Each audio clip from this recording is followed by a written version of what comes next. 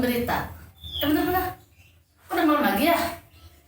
Aku kan baru dateng, belum beres bacain berita juga. Oh lupa, aku udah pakai kacamata hitam mau berangkat sini. Bentar ya, aku ganti dulu. Tapi selama aku ganti, kalian jangan lupa subscribe, like, dan komen channel YouTube Bunda Foni Form 8. Oke? Aku ganti dulu.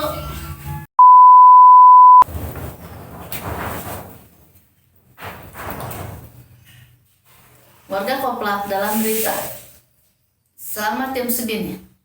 Saudara-saudara, beberapa berita penting akan saya sampaikan. Jadi jangan kemana-mana karena lagi musim corona. Lebih baik dengarkan saya membacakan berita.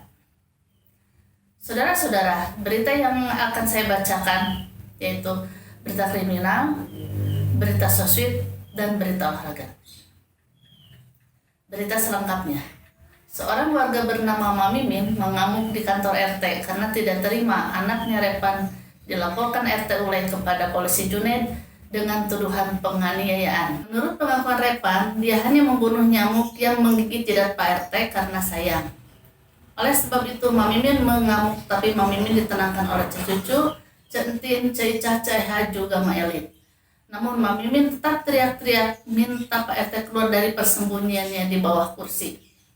Akhirnya Pak RT keluar ditemani Pak Yaya, Kang Otong, juga Ceicah untuk menjelaskan kalau Repan membunuh nyamuk yang menggigit jidatnya menggunakan golok sehingga Pak RT berdarah-darah. Berita selanjutnya datang dari sepasang pengantin baru Abul dan Widya. Mereka ingin pernikahannya awet, maka mereka berdua nekat meminum formalin. Berita dari warga Koplak selanjutnya adalah berita olahraga. Seperti biasa, lomba lari dengan jarak 10 meter, pialanya disabet Mamat, Bono, dan juga Jojo. Dan untuk kesekian kalinya, Maman Preman menelan kekalahan.